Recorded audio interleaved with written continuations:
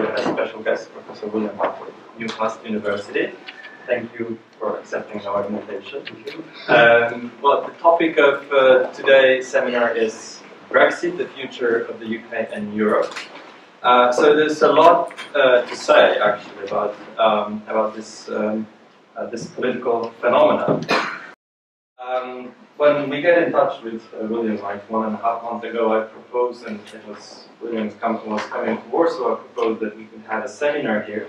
And I just proposed, well, let's talk about Brexit and Europe, right? And then in the meantime, it turned out that Professor Outhwaite is working on the book, it's editing the book on Brexit, sociological responses. So we thought that this is a very good starting point for the discussion. We are circulating the leaflet of the book, and I can reveal the secret that here this is the last version of the book. So it's going to be published very soon. So today the presentation will be based on Professor Outhwaite, analyst on Brexit, but also I guess we refer to the book itself.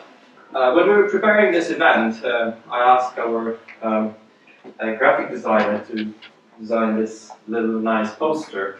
You know, sometimes when you create the artist or the author, when they write something or they create something, they just leave the final product to the audience for subject of interpretation.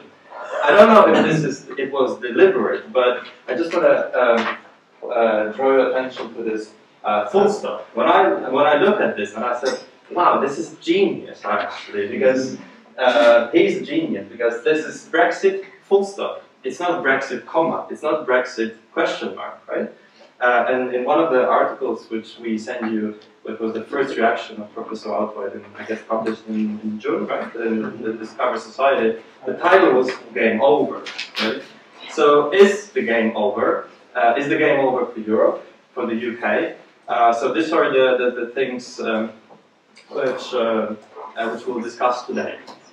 Before I give you the floor, just a technical note. We'll have 20-25 minutes presentation of Professor Outhwaite. Then I guess we can have a question and answer session. So I'll try to collect 2 or 3 your contributions. Then we'll come back to Professor Outhwaite, and then it can be comment, it can be question, it can be just a contribution to the topic. So once again, thank you for accepting our invitation, and the floor is yours. Thanks very much, and thank you for the invitation. Do let me know. I have a rather bad cold, so if my voice starts to go faint, or if I'm talking too fast, just make a sign, and I'll slow down or speak more loudly or clear my throat. I won't read out the whole book, you'll be glad to know. I did prepare a short text, which I'll just whiz through very fast, and then, as Jan was saying, we can have a discussion.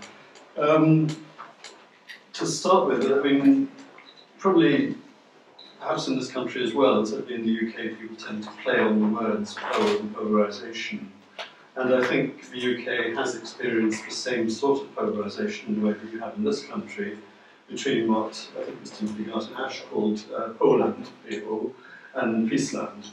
And that kind of polarisation is what we've been experiencing really right through till now, and possibly ongoingly, since the 23rd of June, or 24th, when the result was known. So people are still asking each other how they voted. The playwright Alan Bennett, who's who you may have heard of, for a long time said he wouldn't allow people to take a selfie with him until they said whether they voted leave or remain. If they said they voted leave, he said no selfie. Regions like mine in West Oxfordshire congratulated themselves on their narrow majority for Remain. I was in Canterbury shortly afterwards, and people there were saying, oh, you know, we of course all voted for Remain in Canterbury very solidly, but the seaside towns were more xenophobic and they voted to leave. So that kind of polarisation really continues. I just want to read a very short passage from a book by the novelist Alice Smith, her book Autumn. She writes, all across the country there was misery and rejoicing. All across the country people felt it was the wrong thing. All across the country people felt it was the right thing. All across the country people felt they'd really lost. All across the country people felt they'd really won. And of course the result was evenly balanced. If it hadn't rained in London in the evening, if the 16 to 18-year-olds had been allowed to vote, as they were in Scotland in the Scottish referendum, or residents with citizenship of another EU country, or EU citizens resident for more than 15 years in another EU country, all those categories who were excluded, if they'd been included, the result would have been different. The campaign was quite astonishingly mendacious and vicious, I think. It didn't fit into the usual left-right kind of pattern, and partly because of that, I think it was quite antagonistic and hostile. But also the level of mendacity was just quite astonishing. There was a lawyer in Liverpool, Michael Duggan, described it rather aptly as essentially a debate between evolutionary biologists on the one side and creationists on the other, with the BBC kind of carefully giving equal time to each, treating each with equal respect. On the other hand, the press, almost all of the press, was massively biased towards the Leave vote. And Michael Gove, who passes for an intellectual and slightly arid territory of the Conservative Party, said that the country had heard enough from experts, so a bit like the judge who condemned Lavoisier, the monarchie ne pas besoin de serment. So 5-6 months afterwards, every fragment of news is still being seized on as revealing that the Project Fear, as it was called, of the Remain camp was overstated. So every time there's a little bit of good news, economic or political or whatever, the UK is still intact. People say the 18% fall in the pound was desirable because the pound was overvalued. Employment of a kind remains comparatively high in the UK. And every few days, somebody somewhere in the world says there's a chance of a trade deal sometime in the future. Don't ask me when, but sometime. And opinion is still evenly divided. The recent survey had 47% saying they'd still vote to leave in a second referendum against 46% for Remain, 7% undecided. More than 2/3 of voters are still saying, oh well, now the decision's been taken, we should stick with it. And that includes people who voted originally to Remain. So however ridiculous it seems, it looks at first sight as if about half of my fellow citizens are still willing to sacrifice up to 1/4 of GNP as the consequences of Brexit, if it happens, begin to bite, mainly to have fewer people from this part of the world living and working in England. It's embarrassing to be saying this. The same poll records that the majority of UK adults, 56% to 44%, felt that the need for Britain to govern itself, whatever that means in the modern world, outweighs the economic risks of Brexit. And the theme of taking back control, which is more prominent in the survey evidence, is broader than just free movement, but I think it translates in practice to restricting migration into the UK, plus a bit of embellishing rhetoric about red tape and bureaucratic regulations coming from the European Union. And in fact, as Govinda Vanbrugh points out in the book, the description which is circulating, actually the hostility to EU migration is partly a proxy or concealing hostility, a long-standing hostility against non-white people in Britain. So it's partly, that got blurred. So you've got people saying, there are too many people from Afghanistan and Pakistan. And you say, well, yes, they're not. Okay. And you say, well, there aren't many in the northeast of England. Oh yeah, no, there aren't, but in London there are. So the whole, that kind of slide, and that was carefully played on, I think, by the Leave campaign with the prospect of Turkish accession to the EU, because you can say, well, Turkey is kind of getting close to that part of the world. So whatever anybody said about Turkish accession to the EU not being imminent, it was possible to make that kind of equation. And I think more broadly, what you've got with the Leave vote is something like a cross-class social conservatism, for which the past in England, and I'm really talking about England, was safer and better, and the mosque or the Polish delicatessen and their respective clienteles are symbols of a new and slightly frightening, more diverse, less comfortable world. Now, if you ask people point blank how much income they'd sacrifice to reduce European migration, it looks as though about a third would say nothing, and a similar figure, 5% of income maybe, and the rest spread between sort of 1%, 2%, 3%, 4%. And current estimates that suggest a hard Brexit, i.e. one without membership in the European Economic Area, would reduce GDP by only, as people say, about 5% by 2030, though of course with the longer term harder to predict. Because the UK is an incredibly open economy, massively internationally oriented, the financial sector grotesquely overblown, but it is what generates a lot of the wealth in the country. And how much of that will remain is hard to say. Now, of course, you can make, I should say at the sort of health warnings I've belatedly, this is not a neutral presentation, but we do have one token Leave supporter in the book, Stefan Auer, an old friend of mine, who is actually from Slovakia originally, has worked in Ireland, Australia, and now Hong Kong. And he says, well, it'd be worth trying, let them see how it works out, it might be good. The rest of us, I'm afraid, are giving you a pretty pessimistic account. So I think it's possible to make a case for not joining the EU, and it's even possible to make a much weaker case for leaving it once you're in it. So if you take the case of Greece, for example, you can find a lot of people who would say, well, we certainly shouldn't have joined the Eurozone, maybe we shouldn't have joined the European Union, but now we're in, there's no alternative, here we are. Withdrawal isn't a serious option. So how do we analyse this as political analysts, sociologists, or whatever? I think you have to start from thinking about separatist nationalism, and Jonathan Hearn, again in the book, has worked on Scottish nationalism, North American living in Scotland, and looks at it from that angle, which I think is an appropriate one. Separatist nationalism divides basically according to whether independence is valued whatever the cost. We want a free country of our own, or alternatively it's seen as the least costly option. So you get richer sub-states like Slovenia in Yugoslavia or Catalonia in Spain, stressing the benefits of getting out from an economically weaker and more cumbersome political union. The Brexit referendum, the EU was portrayed in quite contradictory terms, either as a threatening superstate, or alternatively as about to collapse, threatened by economic and political decline.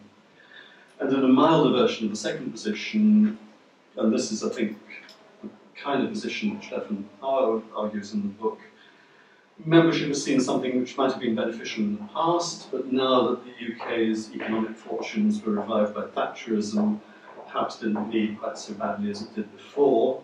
And then, along with that, this is more Stefan's argument actually, the slightly better grounded one, that the EU has changed somewhat since the 1975 referendum, when we had a referendum just after we joined the EU, or at least it's changed since the Maastricht Treaty in 1992.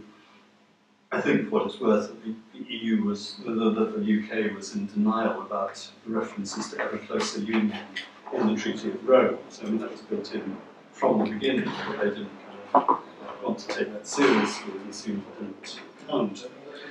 In the UK, the Leave vote was more or less unaffected by the unanimous warnings of economic disaster coming from every kind of informed source. the prospects, I think, are extremely gloomy. Disruption, dissension, not as much of a domino effect as people had feared, I think, initially. So if anything, there was an increase in support elsewhere in the European Union for the Union, a kind of shock, if you like, response that, you know, we need to just, we don't want to do that, at least whatever other complaints we have, we don't want to withdraw. But at worst, there's still a prospect that could cause the EU to develop into the shape which the extreme right favours, and its supporters in Russia also. Presently, an example of, let's say, from a Central European perspective, an absolutely unexplainable phenomenon. Because we in Central Europe quite easily define xenophobia with, let's say, ethnic origin that constitutes a threat for us or something like that. But how in a multicultural society, in which you have numerous waves of various groups coming in and being in itself assimilated, becoming part of this, what Great Britain is, how you can suddenly pick up particular groups which become a threat and a target of consciously oriented campaigns that, because I understand that you can use this argument, but where they find the fertile ground later on to mobilize that as a political capital. Mm. Yeah, I mean, I think there's a residue of xenophobia which is primarily, as I was saying, directed against South Asian migration, the early migration, or Afro-Caribbean migrations, and that kind of got transmuted and mixed with hostility to people coming from Eastern Europe. And yeah, it's very odd, and you know, where it lands is quite arbitrary. You know, a bit like French racism, which is directed much more against North Africans than against Black Africans. That UK racism was able to, you know, was easily transferred, I think, from a mosque to the Polish food shop. But this is exactly the point. I mean, I understand that you can transfer it, but if we take this Central European approach, this ethnically oriented, okay, these are the others, we don't like them, and we can understand it. But from this logic, it simply doesn't meet to the same racial origin. Mm. And what needs to happen? What happened in Great Britain, so that you could build this kind of let's say, intellectual shortcut, bringing this xenophobia towards others that are different, towards these others who are like us but are not from here. Yes, well, I mean, the Irish used to be thought by the English as being black. And if you know the Irish people, they're just art. So, I mean, the transfer is made quite easily. I mean, there are some popular, I mean, obviously Romanians are suspect because of the Roma connection. So there's, you know, there's a whole set of equations being made. I mean, you're right, the places that are most multicultural, cosmopolitan had no problem. London, you know, does not have a problem basically with. It's the areas where which have previously been ethnically fairly homogeneous and where there's been a rather sudden inflow of different people, and that seems to be what has triggered a lot of this hostility. A friend of mine's a historian of immigration, and he says that it's written about it. Basically, it's this kind of new groups come in, and they're assimilated, then newer groups come in, and then initially there's racism and then there's assimilation. So it's like it's a constant process. Mm. And so I don't think you can just say that because it's a multicultural society, you're not going to have problems with newcomers, because often the people who came in also show hostility potentially towards the newcomers, and they forget about the fact that they once, when their families were immigrants. It's the same in the States. I just can't make a small digression here.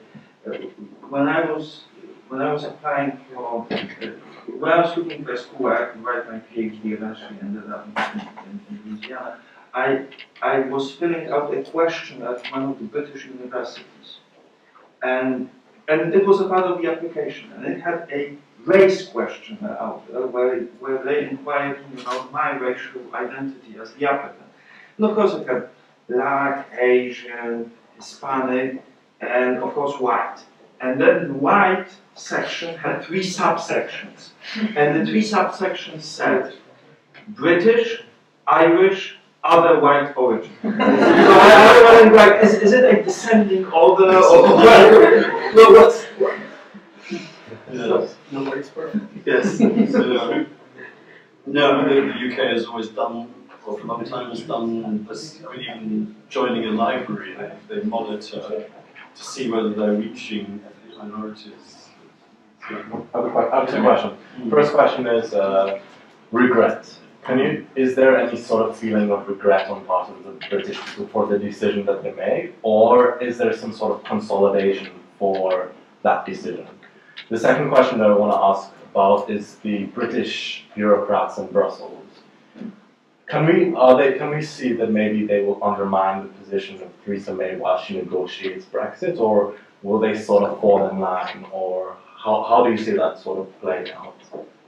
Especially, I'm sorry to interrupt, but the UK citizens working for the European Commission, they will still work there. So they will stay there as Except to the Commission. Except to the British Commission. Yeah, exactly. Yeah. Yes, I mean the Commission, people are servants of the Commission and not of that particular member state.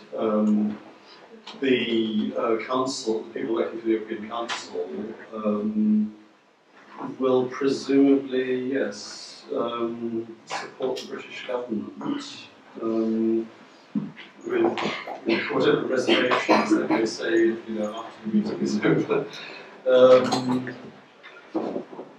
I mean, I think that there's a whole problem of finding any expertise to negotiate at all on these. There's hardly anybody who knows about trade negotiations in the UK because we haven't needed it since 1975, 1973.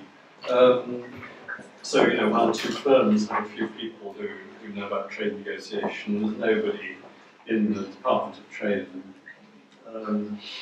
So that at the level of officials, there is an enormous vacuum, and they keep saying, we'll find some people, we'll shift people from other jobs in the civil service. But then your first question was regret. Regrets, yeah. Yes, there's a certain amount of regret by people who voted leave and wish they hadn't, but not as much as you might expect. And there is this very strong figure that I mentioned of people saying, oh, well, now the decision's been taken, we have to stick to it, which I think is a sort of feature of English political culture. So there have been some sort of consolidation behind the decision that was made to leave, rather than a rework like the Irish did or the Dutch. It's evenly balanced, but with people saying, it's evenly balanced in principle, but a lot of people saying, well, the result is, the choice has been made, we need to stick to it. And that's quite a strong feature, I think, of probably British, not just English, culture.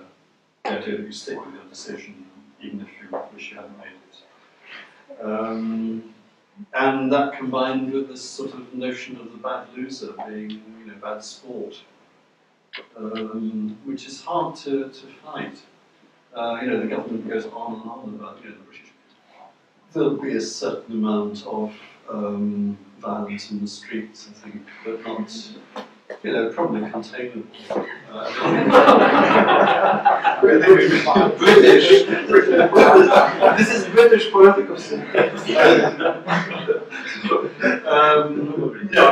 there is a very nasty undercurrent of the lady Jean Miller who brought the court case that's holding up the Brexit decision at the moment is under police protection because she's had so many death threats. So if the Parliament did that, I think a lot of people I hope no more MPs would be killed, but you know, there would be a backlash, undoubtedly. On the other hand, you know, maybe it's better to have a backlash than to have a future and until new generations come back.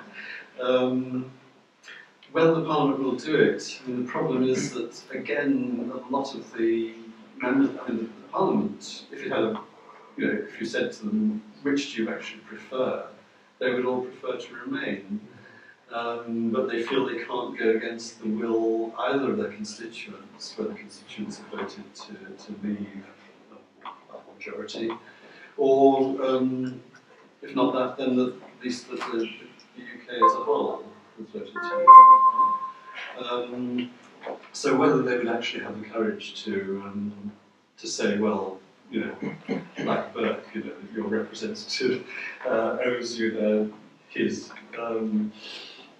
judgment not to follow your instructions, which Burke actually said after he'd won and been elected. So it was sort of, thank you for electing me, and now I'm not going to pay too much attention to what you're saying.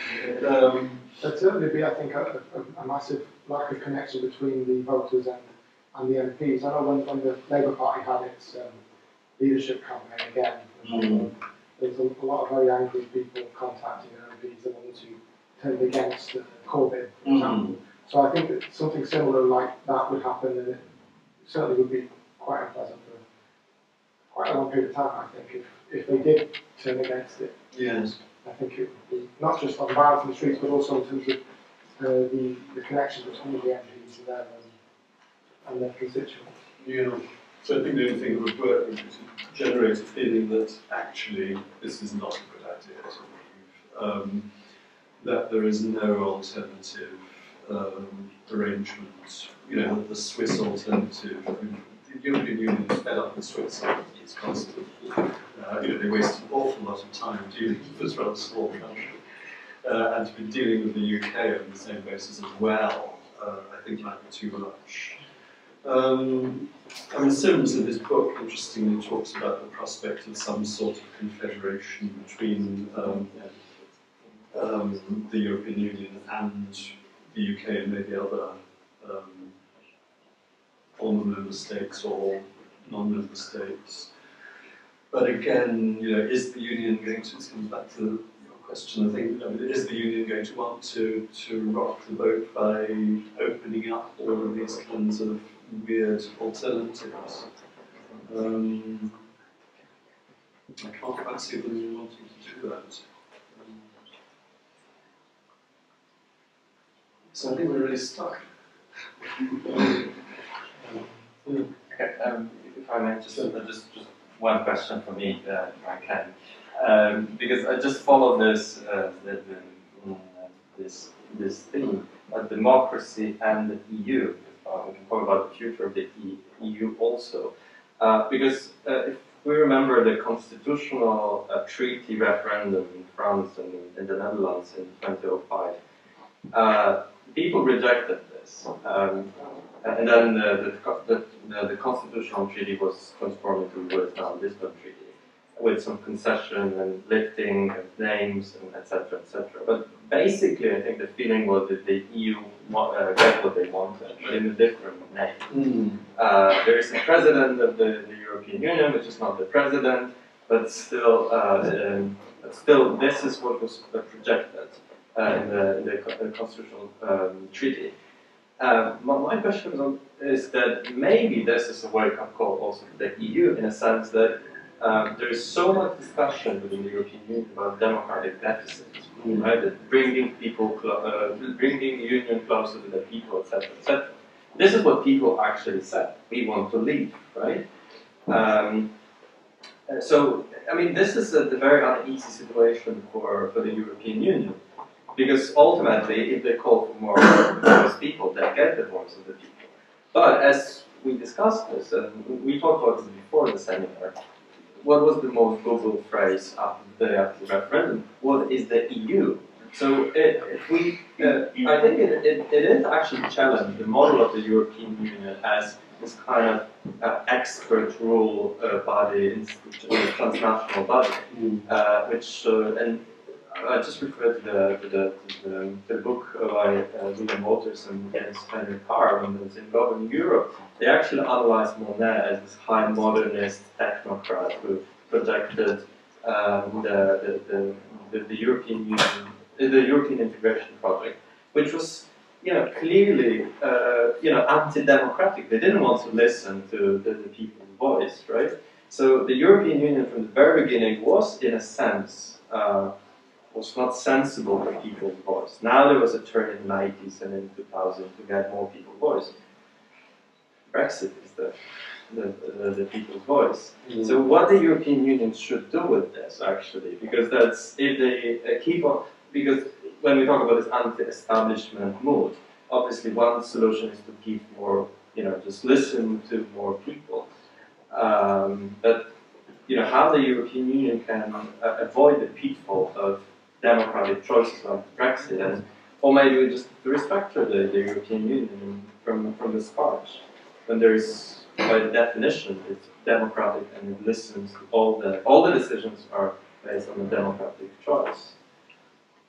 Yeah, I mean, I think there is a dilemma that, I've been arguing for years of further democratisation of the European Union, but one has to recognise that there's that danger, there's the further danger of undermining the democracy of the member states. The more European democracy, or more European level democracy you have, the less people are going to take seriously their own democratic institutions in their member states.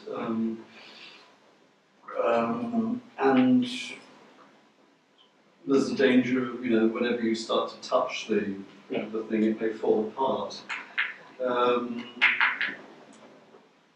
I don't see an alternative to the further democratisation of the European Union, but not, I think, with referendums, which, you can see that tracing the way they're standardly used as a way to express hostility to anything that's proposed. And the Italian one is going to be just the same. Everybody's fed up with Grzymski, so whatever the details of the constitution, people don't know. And I think Chris Thornhill has a very good chapter just criticising the idea of referendums and the way it's kind of wheeled out as a sort of way to fudge the democratic deficit and to suggest a sort of element of national sovereignty. So how to democratise the European Union without referendums? Yeah, that's right. Rather than say, okay, you have a referendum, but you've got to get the result right, otherwise you have to have another one. Yeah, exactly. That's what the EU was doing in the past. Sure. I wanted to ask about this phrase, which was Googled, okay. Because I wanted to ask you, was it real that British people didn't actually understand for what they are voting? So, do British people understand that they are in the European Union and what benefits the European Union brings them to them?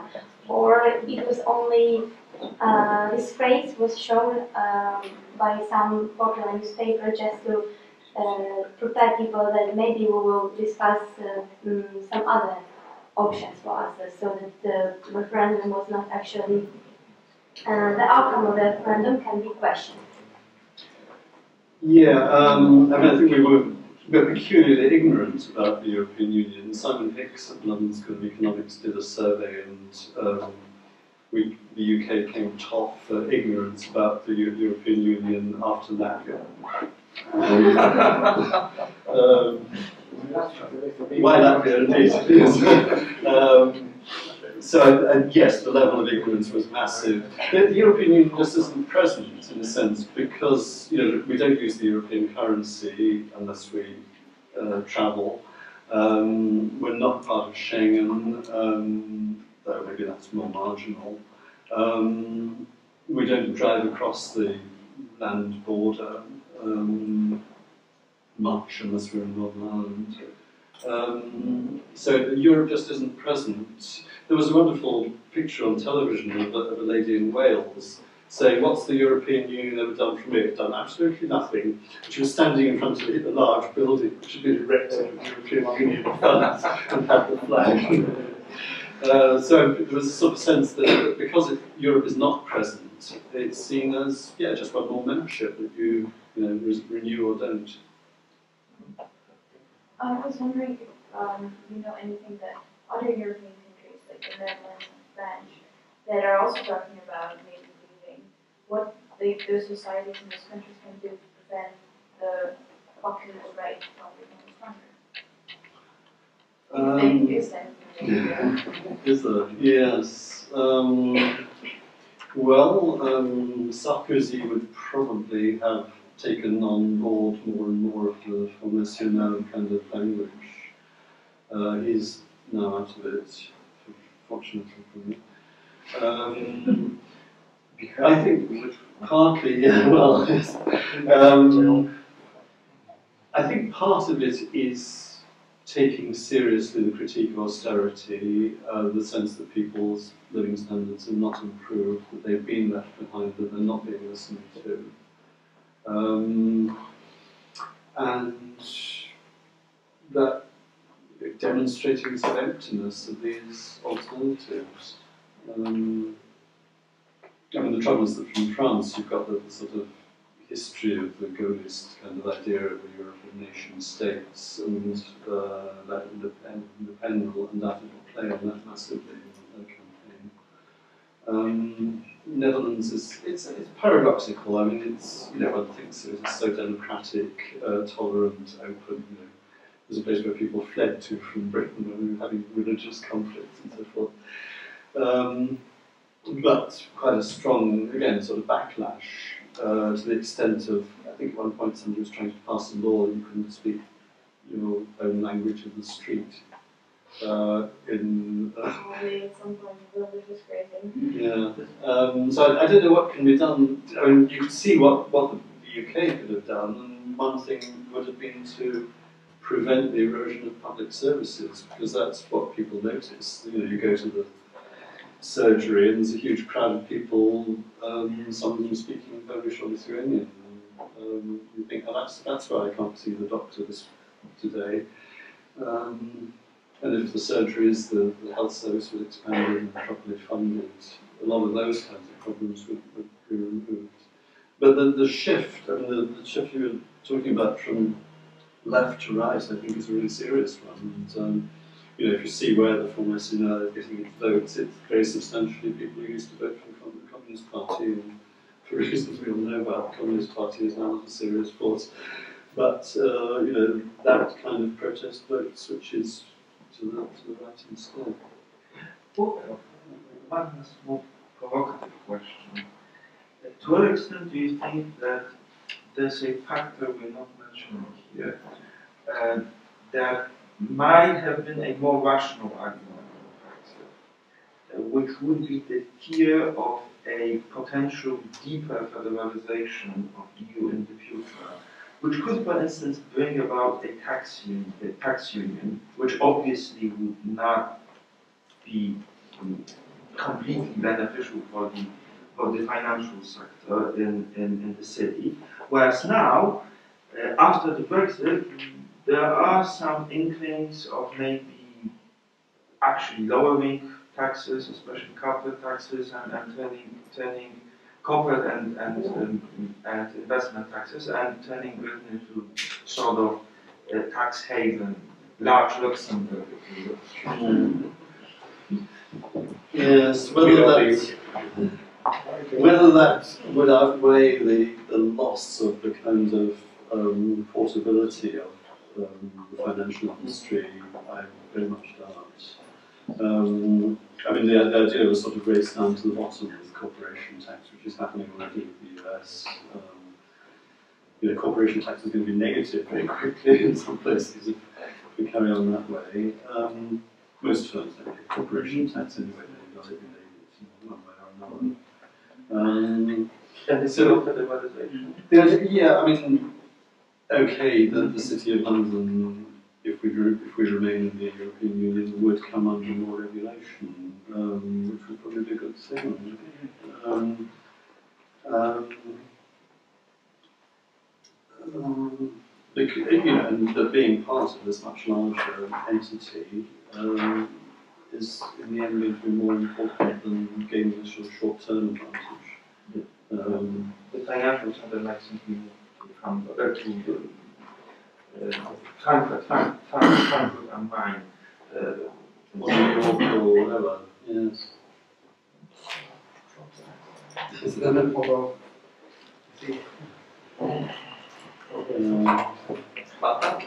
I may have another question. You have been talking about the turn from cooperating with the EU towards the Commonwealth. And I was thinking, to what extent could we understand this as a sort of return to this glorious past of Britain's global empire?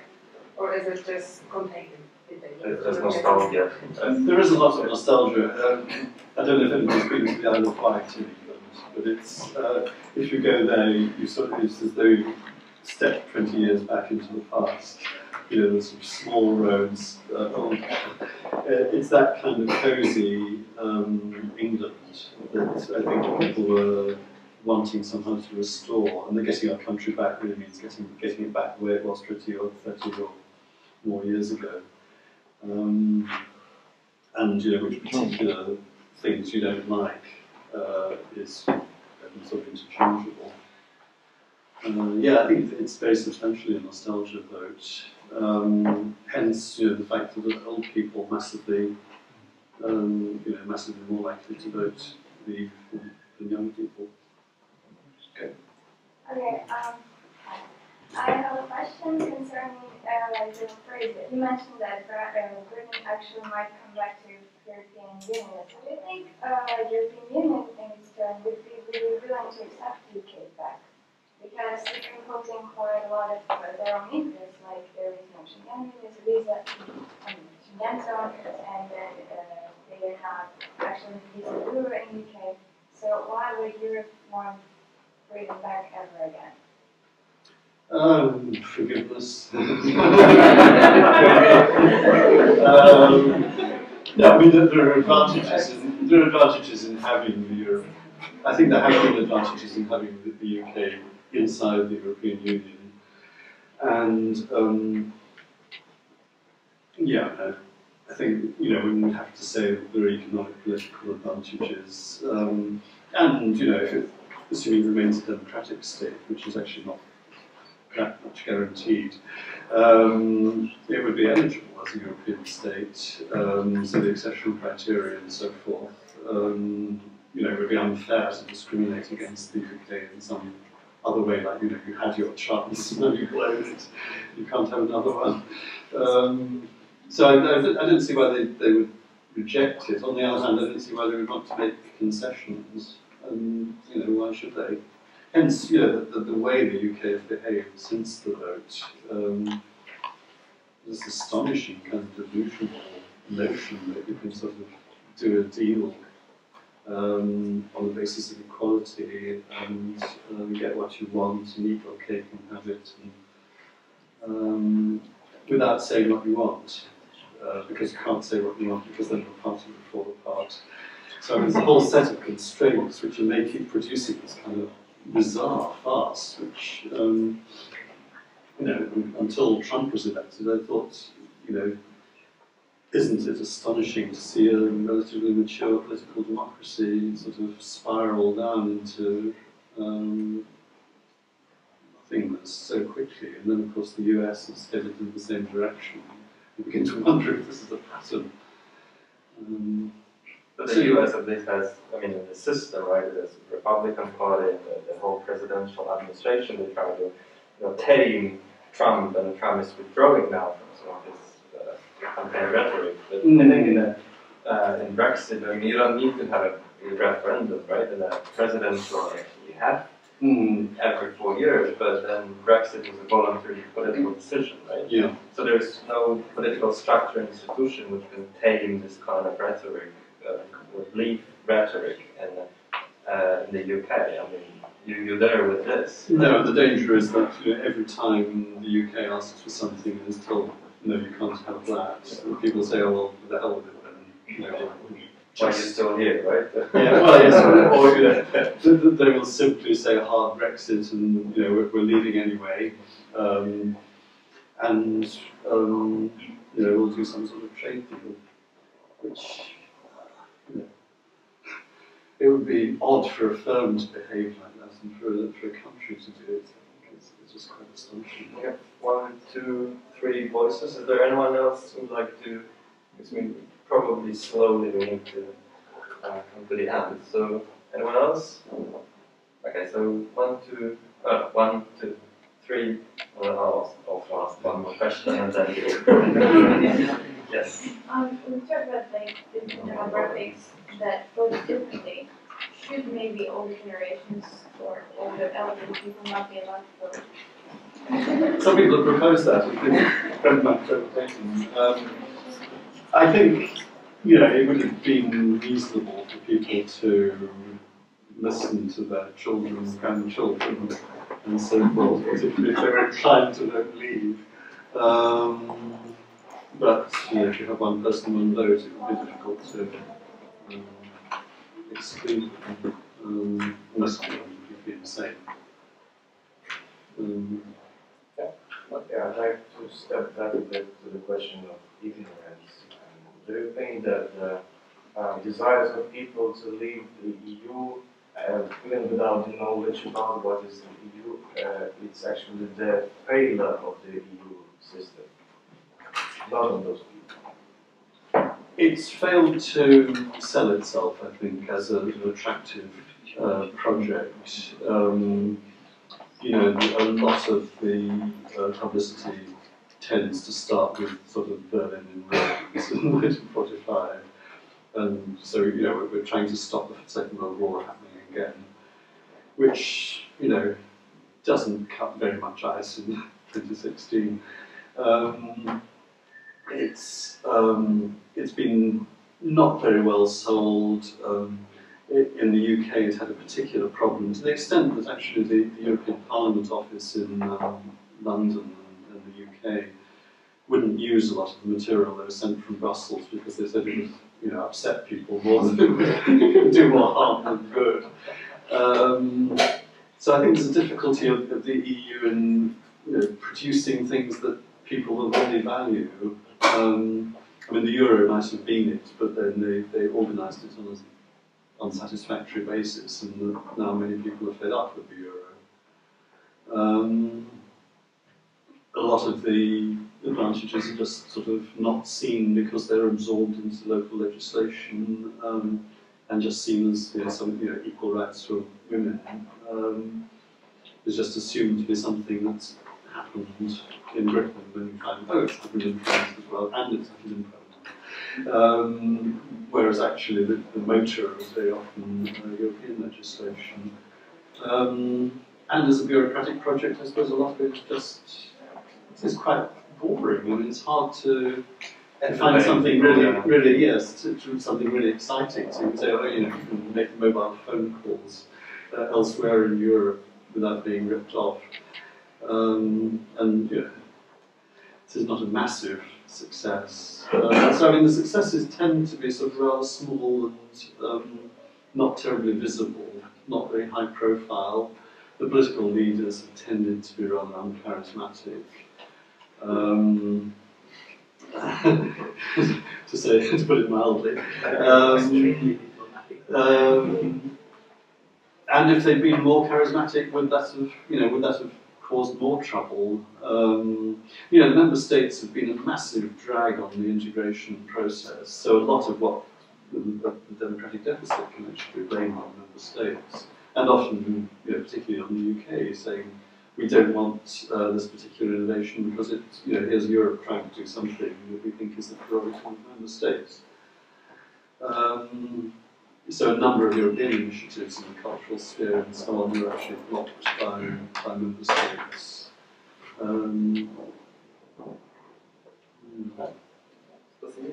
Since our timekeeper is so generous that we can still have that discussion, I would like to ask, actually to continue a little bit what was already touched upon, the question of what Europe we are supposed to expect in the future.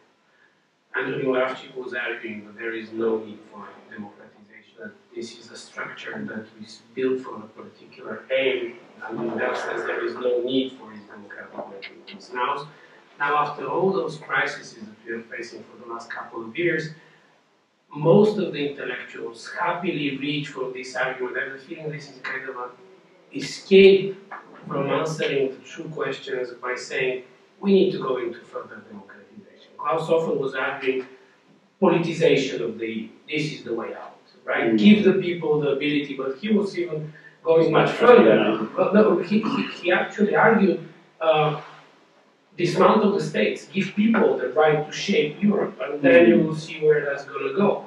But that sounds a little bit terrifying in a sense. So my question is, if not Moravchik, and if not Hofer, then what? I'm still attracted by the sort of Habermas notion of further democratization. You know, if there are going to be referendums, then they should be on a European scale because they concern European issues. The European interest needs to be forwarded. There's a good paper in a forthcoming book by Christopher Lord talking about whether states have a kind of obligation, if they're seceding, to take into account the interests of the entity from which they're seceding and how much damage their secession will cause. I think that the whole presentation of the European interest has just not been sufficiently strong for all sorts of organizational and practical reasons.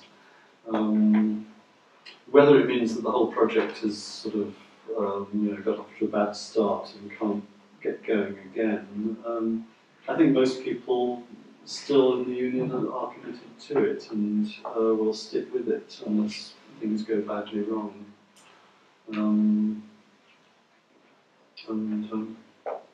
We should observe it from the outside. Probably. You know, you never know. Touch wood, fingers crossed, a slight chance. There's this associate citizenship thing, which I'm looking for. Me too, yes. Yeah, because I mean, it is actually depriving European citizens of their rights. So it's like the Germans depriving citizenship. Well, one more question. We also talked about this before the seminar, because one of the interpretation of the Brexit is that it's a rejection of globalization, and I can echo what Mika was saying about this maybe merging new divisions between globalists and localists. You know, I'm very, especially after my readings of the poem, I'm very much skeptical about this grand generalization of globalization, localism. So I'm quite sensitive to this.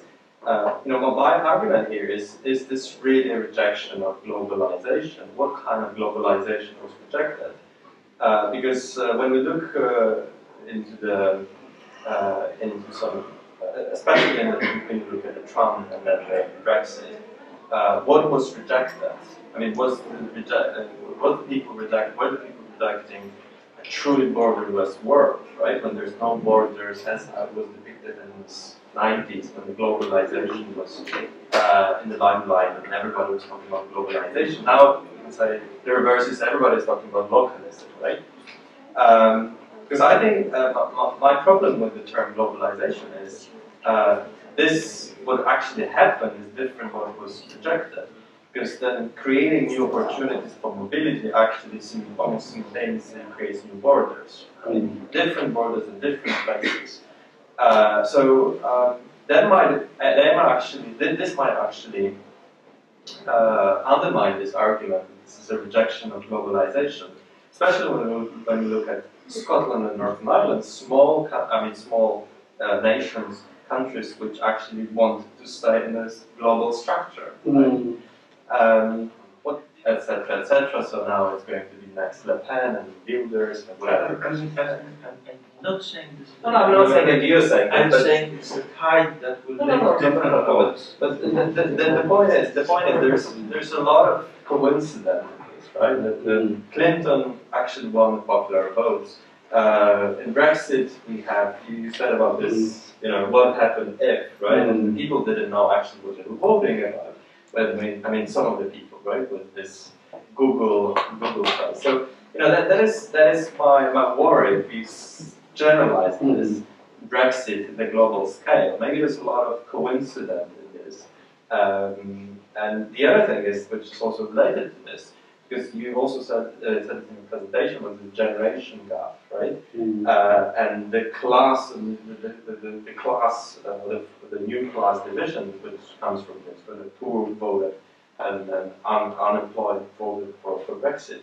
Was this again a form of call for attention from this political elite, from those people, or it was resentment, or they were calculating interests? Yeah, and partly it was rather rich people just indifferent and not really seeing that they were getting any benefit from membership of the European Union, half noticing areas where often the Court of Human Rights, rather than the European Union Court, had done something which upset them, like prisoners being able to make telephone calls or something. Bizarre kind of things that people fixate on, and Mrs. May, when she was Home Secretary, wanted actually to withdraw from the European Convention on Human Rights and create some sort of Mickey Mouse version of her own, which may happen.